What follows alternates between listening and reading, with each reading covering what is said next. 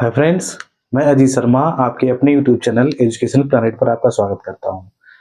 जैसा कि दोस्तों हम लोग जानते हैं कि डीएलएड फोर्थ सेमेस्टर की डेट लगभग अनाउंस हो चुकी है। वो अप्रैल के लास्ट वीक या मई के फर्स्ट वीक में हो जाना है।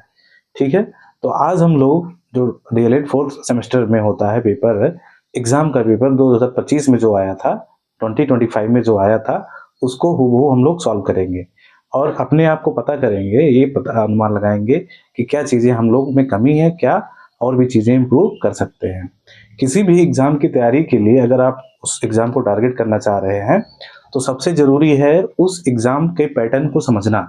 ठीक है, कि उस एग्ज़ाम में क्या पूछे जाते हैं और वो आपको कहाँ से पता चलेगा? उस एग्ज़ाम के प्रीवियस ईयर पेपर से। तो जो 2025 में प्रीवियस ईयर पूछा गया है, उसको हम लोग आज सॉल्व करेंगे। ठीक है, तो चलते हैं सीधे क्वेश्चन पे। तो क्वेश्चन जो 2025 का 2025 का डीएलएड फोर्थ सेमेस्टर में पूछा गया है, पहला क्वेश्चन अंडर रूट बी अपान ए इंटू अंडर रूट सी अपान बी इंटू अंडर रूट ए अपान सी।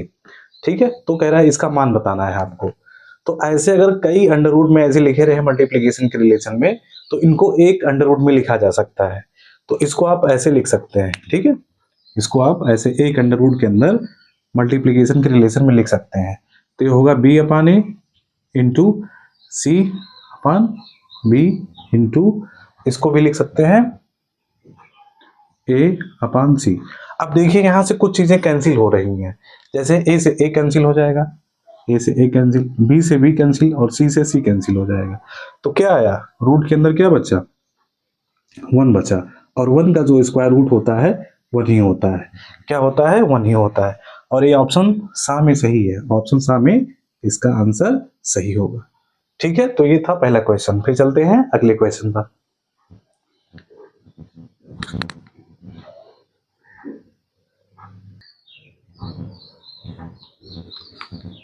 एक क्वेश्चन नंबर 2 है, इसमें कह रहा है यदि साइन थीटा की वैल्यू 1/2 हो, साइन थीटा बराबर 1/2 हो, तो tan थीटा का मान ज्ञात करिए। तो यहां से क्या करेंगे, हम थीटा थीटा की वैल्यू यहां से निकाल लेंगे और यहीं लाके पुट कर लेंगे और tan में जो स्टैंडर्ड वैल्यूज होती है उसकी हम निकाल लेंगे। तो यहाँ देखिए साइन थीटा इक्वल टू कितना दिया है, साइन थीटा इक्वल टू 1/2 दिया है। तो साइन किसकी वैल्यू 1/2 होती है, साइन 30 की वैल्यू 1/2 होती है। तो यहाँ लिखिए sine theta equal to sine 30। ठीक, अब यहाँ से कंपेयर कर लेंगे, थीटा की वैल्यू क्या निकल जाएगी, 30। यहाँ 30 आ गई थीटा की वैल्यू। ठीक, अब यही थीटा की वैल्यू tan में रख दीजिए, tan की वैल्यू निकल जाएगी। तो यहाँ tan, हाँ अब tan 30 लिख लीजिए, कितना, tan 30। और जो tan 30 की वैल्यू होती है 1/√3 होती है। क्या होती है, 1/√3 होती है। और यही इसका आंसर हो जाएगा। और ये किस ऑप्शन में दिया है, ये भी ऑप्शन सा में इसका राइट आंसर है। ऑप्शन सा इसका राइट आंसर हो जाएगा। ठीक है बच्चों, तो ये था। फिर अगले क्वेश्चन पे चलते हैं।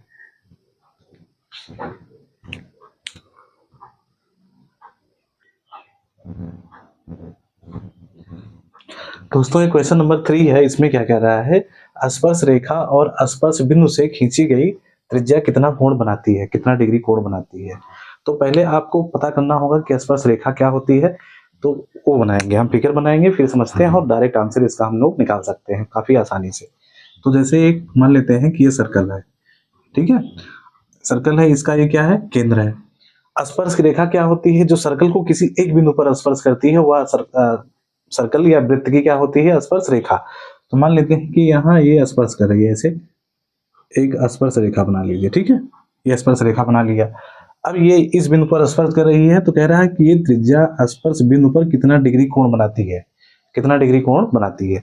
तो स्पर्श रेखा जो वृत्त की त्रिज्या होती है, स्पर्श रेखा पर क्या होती है बच्चों, लंब होती है। लंब मतलब 90 डिग्री का कोण बनाती है। तो ये सीधा सीधा 90 डिग्री ऐसे आपको कर लेना है, ये 90 डिग्री का। आप इसको मिला देंगे तो यहाँ प्रूव भी कर सकते हैं, ऐसे इससे ऐसे प्रूव भी कर सकते हैं। ठीक है, तो ये 90 डिग्री का एंगल बनाती है, बस इतना ही रखिए आप। ठीक, तो 90 डिग्री का एंगल बनाती है। ठीक, जो त्रिज्या होती है स्पर्श रेखा से 90 डिग्री का एंगल बनाती है। तो ये किस ऑप्शन में दिया हुआ है, ऑप्शन बा में दिया हुआ है। तो ऑप्शन बा इसका राइट आंसर होगा। ठीक, फिर अगले क्वेश्चन पे चलते हैं।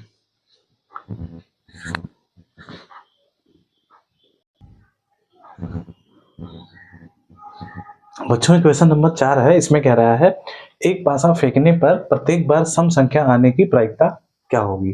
तो प्रोबेबिलिटी से क्वेश्चन है, प्रोबेबिलिटी जो आपका प्रायिकता इसमें जो आपका सिलेबस में है उससे रिलेटेड क्वेश्चन है। तो पहले एक पासा जब फेंका जाता है तो क्या क्या चीजें आ सकती हैं, ये आप कैसे निकालेंगे। तो जब एक पासा फेंका जाता है तो कितनी चीजें आ सकती हैं, कुल परिणाम निकालेंगे।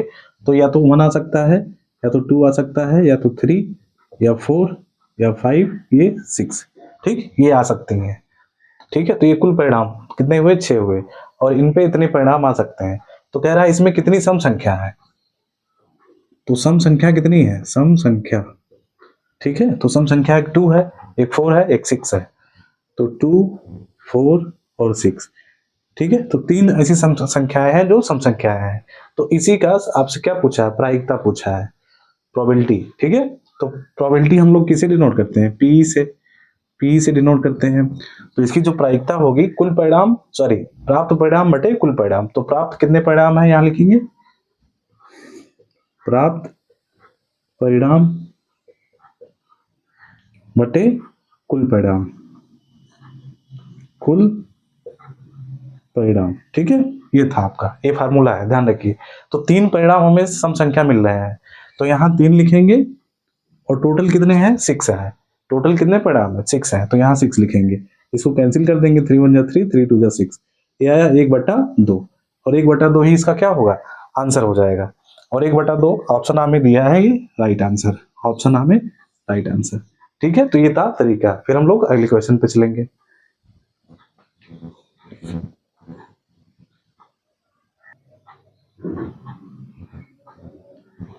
ये ऑब्जेक्टिव का 5वां क्वेश्चन है, इसमें कह रहा है कि 0.5 बार 0 और फिर 8 है का घनमूल है, इसका घनमूल पूछा है।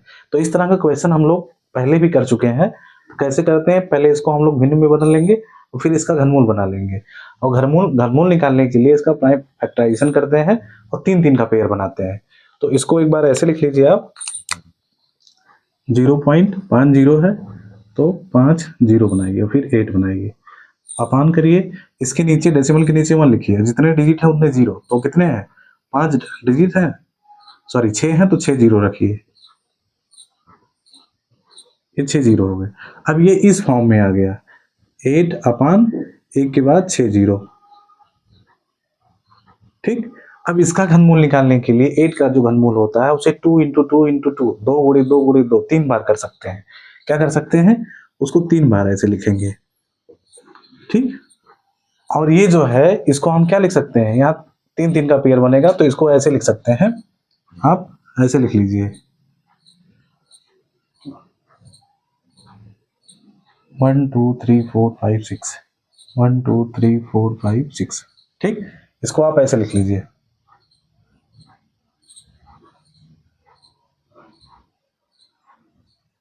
ओके, 100 गुणे 100 गुणे 100 ऐसे लिख लीजिए। ठीक, अब इसको ऐसे बना लेंगे, फिर ऐसे 2/100 हो जाएगा। ठीक है, यहाँ देखिए 3 पेयर एक बार लिखा गया, यहाँ 3 पेयर एक बार लिखा जाएगा, और इसको जब डिवाइड करेंगे तो 0.02 आएगा, यही इसका आंसर होगा। ठीक है, तो ये रहे ऑब्जेक्टिव टाइप के क्वेश्चंस। ये सारे क्वेश्चंस कराए जा चुके हैं, जो हमने क्लासेस पिछले क्लासेस लिए हैं, सब क्वेश्चन हो चुके हैं, लेकिन हम लोग प्रीवियस ईयर कर रहे हैं तो कंप्लीट करेंगे। फिर अगले क्वेश्चन पे चल रहे हैं।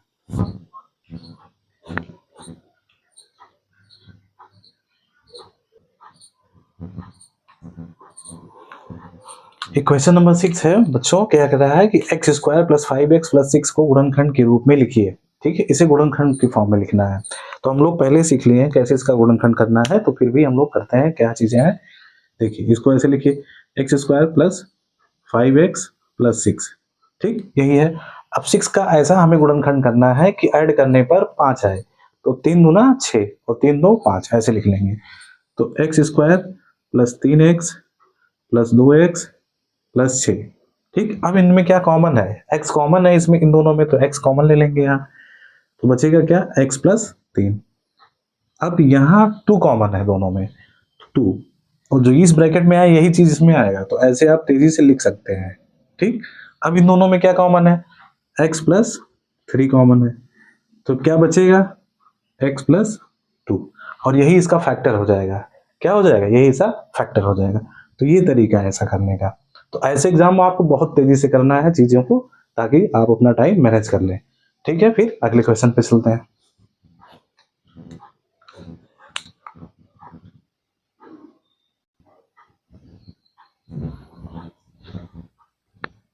बच्चों क्वेश्चन नंबर 7 है, इसमें कह रहा है sine 60 plus cos 60 minus tan 60 का मान पूछ रहा है आपसे। ठीक है, तो जो स्टैंडर्ड वैल्यूज होती हैं वो आपको याद होनी चाहिए, और वैल्यू इसमें रखिए और कैलकुलेट कर लिए, आंसर मिल जाएगा आपको। तो ये दिया है ten 60 sorry sine 60 plus cos 60 minus tan 60। ठीक, ये दिया है। अब साइन 60 की वैल्यू यहाँ रखिए, साइन 60 की वैल्यू √3/2 होती है, उसको रख दीजिए √3/2। प्लस है, प्लस लगाइए। कॉस 60 की वैल्यू 1/2 होती है, 1/2 रखिए। ठीक, माइनस है, और जो टेन 60 की वैल्यू होती है वो कितनी होती है, √3, तो यहाँ √3 लिखिए। ठीक, अब यहाँ 2 है, यहाँ कुछ नहीं, इसके नीचे तो 1 लिखिए, इसका एलसीएम ले लीजिए। तो 2 2 1 का एलसीएम क्या होगा, 2 हो जाएगा। कितनी बार जाएगा, 1 बार जाएगा, तो यही लिख दिया जाएगा √3 प्लस, ये भी 1 टाइम जाएगा तो 1 लिख दिया जाएगा, माइनस ये जाएगा 2 टाइम्स, ये जाएगा कितना, 2 टाइम्स जाएगा, 2 बार जाएगा, तो इसमें 2√3 लिख देंगे। ठीक, अब देखिए ध्यान से, यहाँ -2√3 है, यहाँ 1√3 है, तो इसमें से माइनस कर देंगे तो -√3 आएगा। क्या आएगा, -√3। तो यहाँ लिखिए 1 है, और यहाँ आएगा -√3/2, और यही इसका क्या हो जाएगा, आंसर हो जाएगा। ये इसका क्या होगा, आंसर होगा। फिर हम अगले क्वेश्चन पे चलेंगे।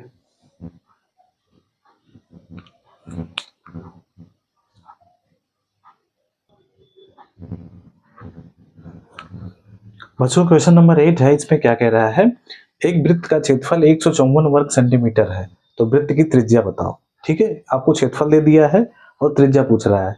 तो वृत्त का जो क्षेत्रफल का फार्मूला क्या होता है, πr²। तो πr² इक्वल टू इतना रख देंगे, पाई की वैल्यू रख देंगे, कैलकुलेट कर लेंगे, आर की वैल्यू निकल जाएगी। तो यहाँ आप लिखिए एरिया, एरिया। ठीक है, एरिया कितना दिया है, 1554, ठीक, वर्ग सेंटीमीटर। अब एरिया का जो फार्मूला होता है वृत्त के क्षेत्रफल का, वो क्या होता है, πr²। πr² equal to 154। ठीक, पाई की वैल्यू यहाँ नीचे रख देंगे, 22/7 इंटू r² इक्वल टू 154। तो r² जो होगा वो 154। अब देखिए ये 7 यहाँ डिवीजन में है, भाग में है, तो उधर जाएगा गुणा में हो जाएगा। ठीक, और जो बचा है 22 वो भाग में हो जाएगा। ठीक, अब इसको कैंसिल कर देंगे, 11 दूना 22, 11 एकम 11, 11 चौक 44, 2 सत्ते 14। ठीक, तो आर जो स्क्वायर आया बच्चों, r² जो आया वो क्या आया, 7 × 7। तो जो r की वैल्यू आएगी इसका स्क्वायर रूट, तो 7 सत्ते 49, 49 का जो स्क्वायर रूट होगा कितना होगा, 7 होगा। तो 7 cm इसका आंसर हो जाएगा। ठीक, ऐसा था, ऐसे उसको करना था। आप लोग फिर आगे हम लोग चलते हैं।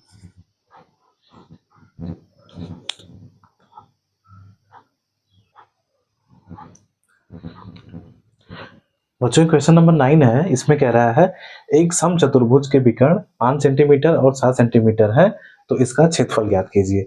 समचतुर्भुज, ठीक है, इंग्लिश में इसको रोम्बस कहते हैं। समचतुर्भुज एक ऐसा चतुर्भुज होता है जिसके सारी साइडें क्या होती हैं, इक्वल होती हैं, लेकिन इसके जो विकर्ण होते हैं बच्चों वो इक्वल नहीं होते हैं। तो आप चाहें तो ऐसे फिगर भी बना सकते हैं, लेकिन यहाँ फिगर बनाने की जरूरत नहीं है। फार्मूला आपको पता होना चाहिए, जो समचतुर्भुज का जो क्षेत्रफल होता है वो होता क्या है।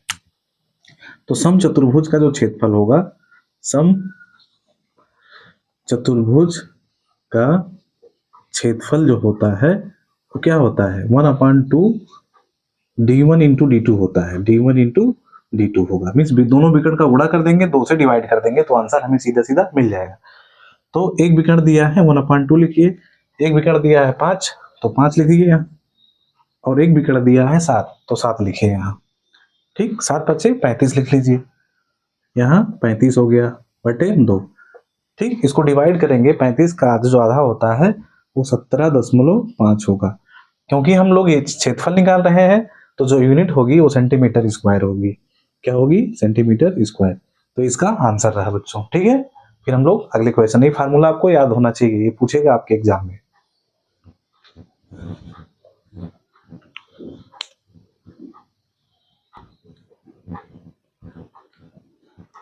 बच्चों क्वेश्चन नंबर 10 है, इसमें कह रहा है कि एक शंकु की तिरछी ऊंचाई 21 सेंटीमीटर है और त्रिज्या 8 सेंटीमीटर है, तो शंकु का वक्र पृष्ठफल ज्ञात कीजिए। ठीक है, तो शंकु का जो वक्र पृष्ठ का फार्मूला होता है वो क्या होता है, पाई आर एल। ठीक है, आपको रेडियस पता होना चाहिए, तिरछी ऊंचाई का, यहाँ से कुछ निकालना नहीं है आपको। ठीक है, आपको रेडियस पता होना चाहिए और तिरछी ऊंचाई पता होना चाहिए, तो यही इसमें वैल्यू फिर रख देंगे और सॉल्व कर लेंगे। तो वक्र पृष्ठ का जो क्षेत्रफल होगा वो क्या होगा, वक्र पृष्ठ का क्षेत्रफल जो होगा वो क्या होगा, पाई आर एल। ठीक, क्या होगा, पाई आर एल। अब यहाँ हमें पता है इस शंकु की जो एल होता है, तिरछी ऊंचाई ये दिया है और रेडियस क्या है 8 सेंटीमीटर है, तो फिर यहीं लाके रख देंगे और सॉल्व कर लेंगे, आंसर मिल जाएगा। तो पाई की वैल्यू 22/7, आर की वैल्यू कितना दिया है, देखिए त्रिज्या कितना दिया था 8 सेंटीमीटर, तो 8 सेंटीमीटर लिख लीजिए यहाँ, और जो तिरछी ऊंचाई 21 सेंटीमीटर, 21 लिखेंगे। अब इसको डिवाइड कर देंगे, 7 त्रिक 21। अब इसमें गुणा करेंगे, 8 दूना 16, 6, 8 दूना 16, 1, 17, गुणे 3। ठीक है, अब इसमें गुणा करेंगे, 3 छक 18, 3 सत्ते 21, 1 22, 3 एकने 3 2 5। ठीक, तो क्या था ये, वक्र पृष्ठफल था, क्षेत्रफल निकालना है, तो ये सेंटीमीटर स्क्वायर आ जाएगा। ठीक है, 528 सेंटीमीटर स्क्वायर, ये इसका आंसर होगा।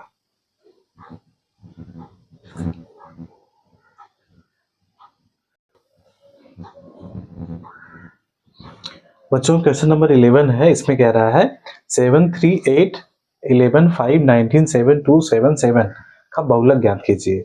ठीक है, तो जो डेटा आपको दिया है ये पहले आप इसको बढ़ते क्रम या घटते क्रम में इसको अरेंज कर लीजिए और फिर आप पता कर लीजिए कि मैक्सिमम टाइम कौन सा इसमें संख्या आ रहा है और वही इसका क्या हो जाएगा, बहुलक हो जाएगा। तो इसको हम बढ़ते क्रम में पहले लिख लेते हैं। तो सबसे छोटी संख्या जो है वो 2 है, तो 2 पहले लिख लीजिए यहाँ।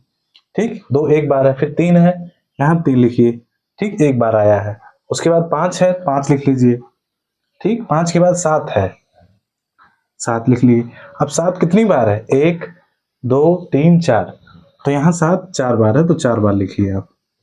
ठीक, अब फिर 8 है, तो 8 लिखिए। ठीक है, और 8 के बाद सीधे 19 है, कितना है 19। अब यहाँ आप देख रहे हैं कि सबसे अधिक बार 7 आ रहा है, 4 बार आ रहा है, तो जो बहुलक होगा या मॉड इसको कहते हैं वो कितना हो जाएगा, 7 हो जाएगा। तो बहुलक क्या होगा, 7 होगा, बहुलक इक्वल टू 7। ठीक है, यही आंसर होगा। ये क्वेश्चन नंबर 11 था, ये अति लघु उत्तरीय के जितने क्वेश्चन थे ये खत्म हो गए। अब आपके जो बचे हैं वो लघु उत्तरीय क्वेश्चन हैं। ठीक है, तो उसको हम लोग आगे सॉल्व करते हैं।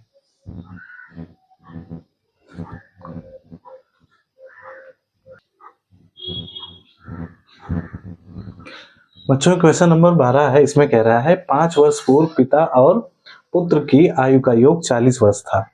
अब उनकी आयु का अनुपात 4:5 है, तो पुत्र की वर्तमान आयु क्या है, ये आपसे पूछा है। ठीक है, तो ये एज और एज जो रिलेटेड क्वेश्चन होते हैं उससे संबंधित क्वेश्चन है, ये इस तरह का एक क्वेश्चन आ सकता है आपके एग्जाम में। तो सबसे पहले आपको कह रहा 5 वर्ष पूर्व पिता और पुत्र की आयु का योग 40 वर्ष है। ठीक है, तो ध्यान रखिएगा, अभी अगर हम ये मानेंगे कि जो वर्तमान आयु अगर मानेंगे उनका, हमेशा ध्यान रखिए वर्तमान आयु जो पूछा है तो वर्तमान आयु उनको माना जाता है। तो वर्तमान आयु क्या मानेंगे, वर्तमान आयु। ठीक है, किसकी, पिता की, यहां लिखिए पिता और यहां लिखिए पुत्र। ठीक है, ध्यान रखिए। अब यहाँ कह रहा है 5 वर्ष पूर्व पिता और पुत्र की आयु का योग 40 वर्ष है, तो पिता जो है उसको मान लीजिए आप x वर्ष, ठीक है, x ईयर मान लीजिए, और पुत्र को क्या मानेंगे, y ईयर मान लीजिए। ठीक है, तो x मान लीजिए, उसको y मान लीजिए। अब क्या करेंगे हम आगे, इनकी आयु का योग कितना है, 40 वर्ष है। ठीक है, अभी इनकी आयु का वर्ष कितना है, क्योंकि हमने कह रहा है 5 वर्ष पूर्व, तो अभी वर्तमान आयु जब इनकी निकालेंगे, सॉरी, या 5 वर्ष पूर्व जब निकालेंगे, 5 वर्ष पूर्व, ठीक है, 5 वर्ष पूर्व जो इनकी आयु होगी, तो हम जा रहे हैं, पहले जा रहे हैं तो उसमें सब्ट्रैक्ट कर देंगे। ठीक है, x माइनस 5 इसमें करिए और ये भी y माइनस 5 यहाँ भी हो जाएगा। ठीक है, ये इनकी 5 वर्ष पूर्व आयु। अब इनका योगफल दिया है 40, तो इसका और इसका योगफल जो है निकालेंगे आप, तो 40 हो जाएगा। ठीक है, x minus 5 plus y minus 5 बराबर 40 हो जाएगा। ठीक है, तो यहाँ x और y जोड़ लीजिए, x प्लस वाई, और माइनस यहाँ 10 होगा बराबर 40। ठीक, तो इधर ये जाएगा तो x प्लस वाई जो हो जाएगा, क्या हो जाएगा, x प्लस वाई 50 हो जाएगा। कितना हो जाएगा, 50। एक इक्वेशन हमें यहाँ से मिल गया। अब कह रहा है कि अब उनकी आयु का अनुपात 4:1 है। ठीक है, तो ध्यान रखिए ये वर्तमान आयु है। अब इनका जो अनुपात है वो कितना है, 4:5 है, सॉरी 4:1 है। तो x अपान वाई, ठीक, पिता की हमने x माना है, पुत्र की y माना है। इनका जो अनुपात कितना है वो कितना दिया है, 4:1, मतलब 4:1 ऐसे। ठीक है, तो x इक्वल टू क्या रख देंगे यहाँ, अगर यहाँ ऐसे तिरछा गुणा करेंगे तो x इक्वल टू 4y आएगा। ठीक है, अब यही x इक्वल टू 4y इसमें रख देंगे। ठीक है, तो हमें पुत्र की निकालना है, तो पुत्र की हमने y सपोज किया है और पुत्र की निकल जाएगी। तो जहां x है वहां 4y लिख देंगे। तो यहाँ x के प्लेस पे 4y लिखिए प्लस y लिखिए इक्वल टू 50। ठीक, अब यहाँ 5y इक्वल टू 50। ठीक, तो y जो होगा, y की वैल्यू ध्यान रखिए, यहाँ मैं कर दे रहा हूँ। तो y की जो वैल्यू होगी वो 50/5, क्या आएगा 10। तो जो y आया कितना आया बच्चों, y इक्वल टू 10 आ गया। ठीक, तो यही जो है y इक्वल टू 10 ईयर, ये पुत्र की क्या थी, यही हमने माना है। तो y इक्वल टू 10 ईयर, 10 साल ये इनकी आयु हो गई। ठीक है, तो ये था क्वेश्चन। तो इसको आप लोग करिए, फिर अगले क्वेश्चन पे हम लोग चलेंगे।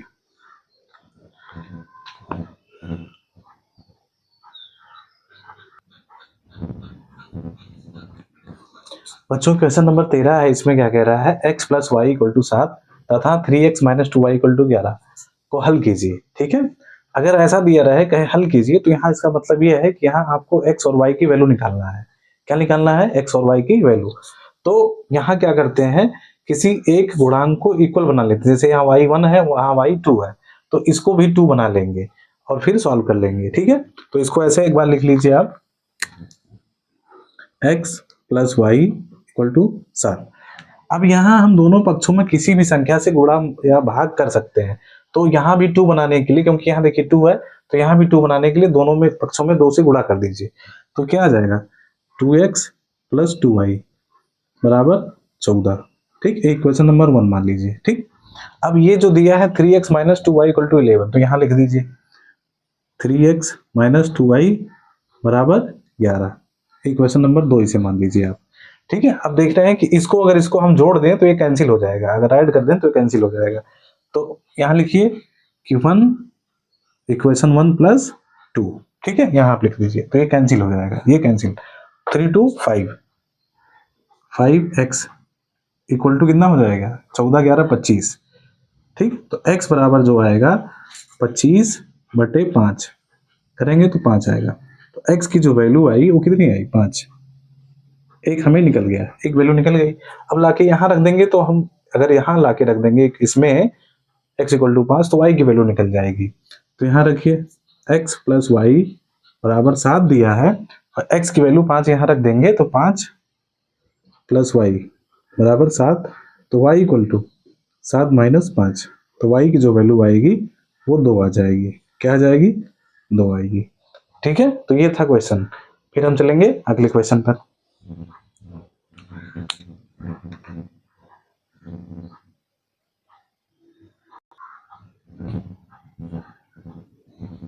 बच्चों क्वेश्चन नंबर 14 है, इसमें कह रहा है किसी 10 सेंटीमीटर त्रिज्या वाले वृत्त की जीवा 16 सेंटीमीटर लंबी है, केंद्र से जीवा की दूरी ज्ञात कीजिए। ठीक है, तो एक वृत्त बनाएंगे, जो चीजें दी हैं, जो डेटा दिया है उसको हम शो करेंगे और फिर आसानी से क्वेश्चन हो जाएगा। तो एक वृत्त आप बना लीजिए यहाँ ऐसे। ठीक है, ये सेंटर हुआ, 10 सेंटीमीटर त्रिज्या दिया है और जीवा जो दिया है वो 16 सेंटीमीटर। तो जीवा क्या होता है कि वृत्त के पर दो बिंदुओं को मिलाने वाली यहाँ का दो पॉइंट ले लें, उन दोनों को मिला देंगे तो ये जीवा हो गई। ठीक है, जीवा कितना दिया है 16 सेंटीमीटर। और ये यहाँ जब लाएंगे तो ये जो त्रिज्या होती है, त्रिज्या है नहीं लेकिन जो यहाँ से लाइन जाती है इस पर लंब होती है। ठीक है, ये अगर हम इसको आगे बढ़ा देंगे तो ये इस पे लंब होती है और इसको दो इक्वल पार्टों में बांटती है, दो इक्वल पार्टों में बांटती है। तो यहाँ से इसको मिला देंगे ऐसे हम। ठीक, इसकी जो लेंथ ये जो है मान लेते हैं इसको ए बी और यहाँ सी है। ठीक है, तो जो ओ ए है, क्या है ओ ए, उसकी लेंथ कितनी दी है 10 सेंटीमीटर, ये त्रिज्या दिया है, ये 10 हो गया। ठीक है, और देखिए ये 16 सेंटीमीटर दिया है, तो ये जो लाइन है ओ बी, इसको दो इक्वल पार्टों में क्या करती है, ये बांटती है। तो जो ए बी होगा वो 8 सेंटीमीटर होगा। कितना होगा 8 सेंटीमीटर। और यही आपसे पूछा है, ओ बी पूछा है, तो यहाँ पाइथागोरस थ्योरम लगा देंगे और हम आसानी से निकाल लेंगे। ठीक है, तो ओ ए का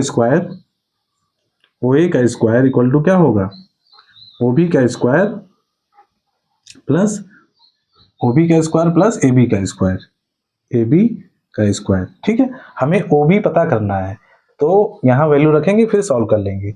ओ ए कितना है 10 है, तो 10 का स्क्वायर करेंगे इक्वल टू ओ बी हमें पता करना है, ऐसे रहने दीजिए। ए बी कितना दिया है, यहाँ ए बी देखिए यहाँ पूरा 16 था तो ये 8 है, ए भी 8 है, दोनों 8 तो ये 8 दिया है, तो 8 हटाए 64 हो जाएगा। ठीक, इसको आप 100, ये हो जाएगा 100, इसको आप इधर लेके आएंगे 64 equal to O B square. ठीक, तो 64 से 100 से 64 निकालेंगे तो कितना होगा आपके पास 36 होगा। कितना होगा 36 equal to O B square. अब जो ओ बी निकालेंगे तो इसका स्क्वायर रूट लेना पड़ेगा, तो जो ओ बी होगा, ठीक है, वो 36 का स्क्वायर रूट लेना पड़ेगा आपको। कितना, इसका स्क्वायर रूट, तो जो ओ बी आएगा वो कितना आ जाएगा 6, क्या आ जाएगा 6, तो ओ बी कितना होगा 6 होगा। और बच्चों इसका आंसर ओरल दिया जा सकता था, अगर आपको पाइथागोरियन ट्रिपलेट याद हो तो 10 8 6 का ये ट्रिपलेट बनता है, तो ऐसे सीधा इसका आंसर दिया जा सकता था। फिर हम लोग चलेंगे अगले क्वेश्चन पर।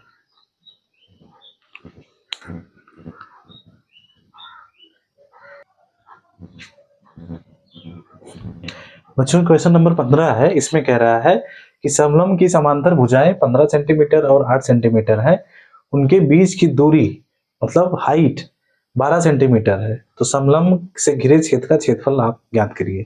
ठीक है, तो एक समलंब चतुर्भुज आप लोग यहाँ बनाएंगे हम लोग और देखेंगे कैसे इसको करना है। तो मान लेते हैं कि एक समलंब चतुर्भुज क्या होता है, एक ऐसा चतुर्भुज जिसकी एक पेयर मतलब एक जोड़ी जो भुजाएं होती हैं वो समांतर होती हैं। ठीक है, उनको समलंब चतुर्भुज कहेंगे। तो ये हो गया, ठीक, ये समलंब चतुर्भुज हो गया। अब इसकी एक भुजा 15 सेंटीमीटर और एक 8 सेंटीमीटर है, तो ये इसको 15 मान लीजिए और इसको 8 मान लीजिए। ठीक, और इनके बीच की जो दूरी है वो 12 सेंटीमीटर दिया है, तो इसको 12 मान लीजिए। मतलब ये जो है बीच की दूरी मतलब ए हाइट होती है, इसको 12 मान लीजिए। ठीक है, अब इसके क्षेत्रफल का फार्मूला लगा दीजिए और निकाल लीजिए। तो जो समलंब चतुर्भुज का क्षेत्रफल होता है, समलंब का क्षेत्रफल, समलंब चतुर्भुज का क्षेत्रफल जो होता है वो क्या होता है, समांतर भुजाओं का योग 1/2 समांतर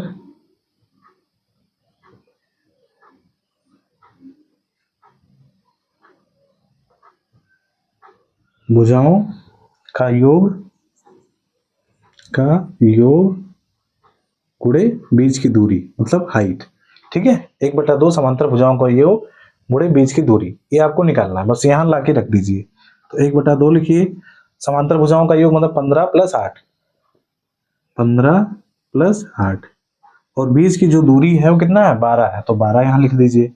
ठीक है, अब 2 से इसको डिवाइड कर दीजिए, ये 6 बार जाएगा। कितना जाएगा 6, 15 में 8 जोड़ेंगे तो 15 5 20 3 23, तो यहाँ 23 गुणे 6। अब इसमें इसका गुणा कर देंगे, 6 त्रिक 18, 8 आएगा, 6 दूना 12 और 1 13, तो 138 सेंटीमीटर मीटर में दिया है तो मीटर स्क्वायर होगा, ये इसका आंसर होगा। तो ये फार्मूला आपको पता होना चाहिए, 1/2 समांतर भुजाओं का योग गुणे बीच की दूरी। ये फार्मूला अगर आपको पता होता तो बहुत ही आसानी से इसको किया जा सकता था। ठीक है, फिर अगले क्वेश्चन पे चलेंगे।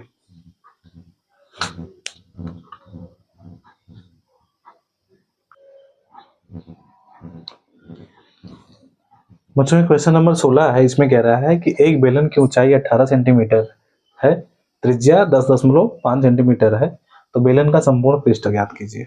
ठीक है, तो बेलन के संपूर्ण पृष्ठ का फार्मूला क्या होता है उसमें रख देंगे और फिर हम इसको कैलकुलेट कर लेंगे। तो बेलन का जो संपूर्ण पृष्ठफल का क्षेत्रफल होता है वो 2 पाई r ब्रैकेट में h प्लस r होता है। तो यहाँ ऐसे हम लिखेंगे और फिर रख देंगे। क्या होता है संपूर्ण पृष्ठ का क्षेत्रफल? संपूर्ण पृष्ठ क्षेत्रफल को TSA लिख सकते हैं, TSA। ठीक है, टोटल सरफेस एरिया। तो ये क्या होता है 2 पाई r ब्रैकेट में h प्लस r। ठीक है, तो यहाँ लिख देंगे टोटल सरफेस, कुल पृष्ठ का क्षेत्रफल। अब यहाँ हम लिखेंगे 2 गुणे 22/7 r की वैल्यू कितना दिया है 10.5 दिया है, ध्यान रखिए 10.5। अब यहाँ देखिए h प्लस r मतलब इन दोनों को ऐड कर लेना है। ठीक है, तो 18 h कितना है 18 प्लस 10.5। ठीक है, अब इसको सॉल्व करिए। अब यहाँ जब सॉल्व करेंगे तो 7 एकम 7 3 10 7 5 35, तो यहाँ 1.5 आ जाएगा। कितना आ जाएगा 1.5। अब 1.5 में जब 2 का गुणा करेंगे तो 15 दूना 30, एक प्लेस पे दशमलव लगेगा तो 3 आंसर होगा। तो 3 गुणे 22, 3 गुणे 22 हो गया। 18 10 28, यहाँ होगा 28.5। ठीक है, 28.5। अब इनका तीनों का गुणा कर लेंगे आपस में और फिर हमें आंसर मिल जाएगा। तो 22 तिया 66 गुणे 28.5। ठीक है, अब इनका गुणा कर लीजिए आप यहाँ 28.5 में 66 का गुणा कर लीजिए। ठीक है, 6 पच्चे 30, 0 6 48, 3 51, 6 दूना 12 और 5 17। ठीक है, अब यही चीज फिर आएगा तो यहाँ आप लिख दीजिए 0 1 7 1। ठीक है, तो 0 1 7 1 8 और यहाँ भी 8 और फिर 1, तो ये 18 81 0। ठीक है, और ध्यान दीजिए एक प्लेस पे डेसिमल था तो एक प्लेस पे यहाँ डेसिमल लगेगा, तो मीन्स आएगा 1881 सेंटीमीटर स्क्वायर। ये आपका आंसर होगा। ठीक है, तो ये फार्मूला अगर आपको पता था तो केवल कैलकुलेशन है बस, और कुछ नहीं है इसमें। फिर हम लोग चलेंगे अगले क्वेश्चन पर।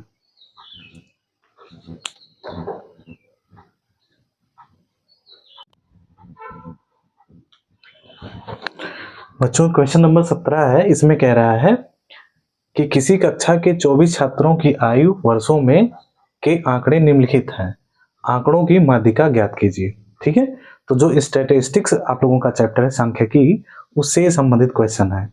बहुत ही इंपॉर्टेंट क्वेश्चन है और आप लोगों के एग्जाम में जरूर आएगा बच्चों। ठीक है, तो ये आंकड़े दिए हो, इनका आपका माध्यिका निकालना है। तो इसको निकालने के लिए सबसे पहले आप इसकी संचयी बारंबारता निकालिए। तो संचयी बारंबारता कैसे निकलेगी, तो पहले की जो 4 है तो वहां 4 ही लिखा जाता है बच्चों, तो ये 4 लिख दिया गया।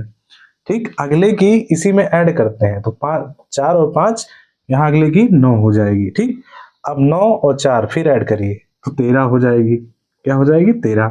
अब 13 में फिर 6 ऐड करिए तो कितना हो जाएगा 19 हो जाएगा। कितना हो जाएगा 19। अब 19 में फिर 5 ऐड करिए तो 24 हो जाएगा। कितना हो जाएगा 24। अब आपको n की वैल्यू निकालनी है। n की वैल्यू यहां से निकलेगी। ठीक है, इसका जो सम होता है वही n होता है।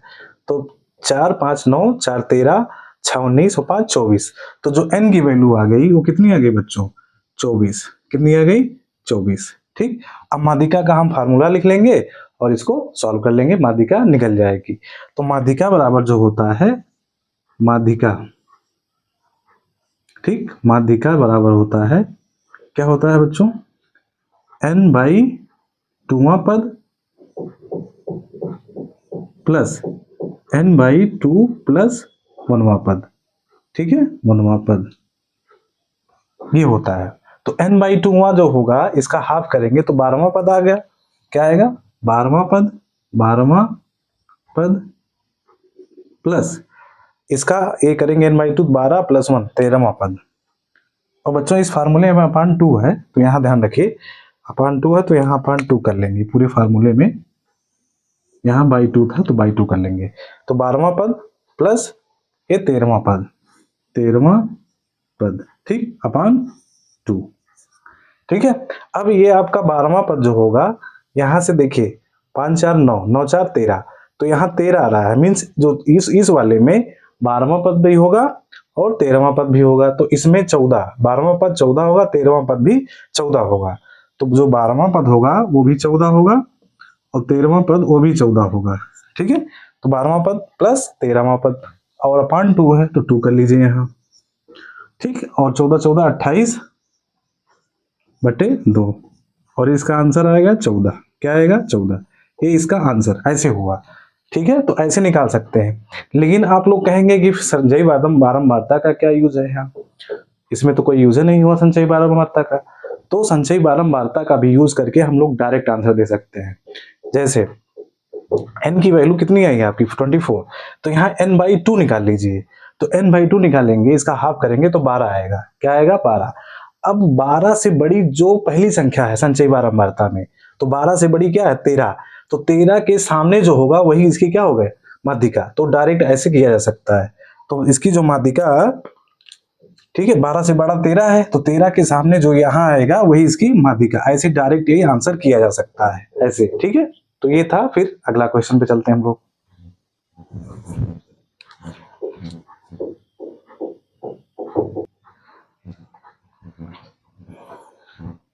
बच्चों क्वेश्चन नंबर 18 है। इसमें कह रहा है यदि एक थैले में समान आकार की 100 गेंदों में से 50 गेंदें लाल रंग की, 30 गेंदें नीले रंग की, 15 गेंदें पीले रंग की हो और 5 गेंदें हरे रंग की हो, तो थैले में से एक नीले रंग की गेंद निकालने की संभावना क्या होगी?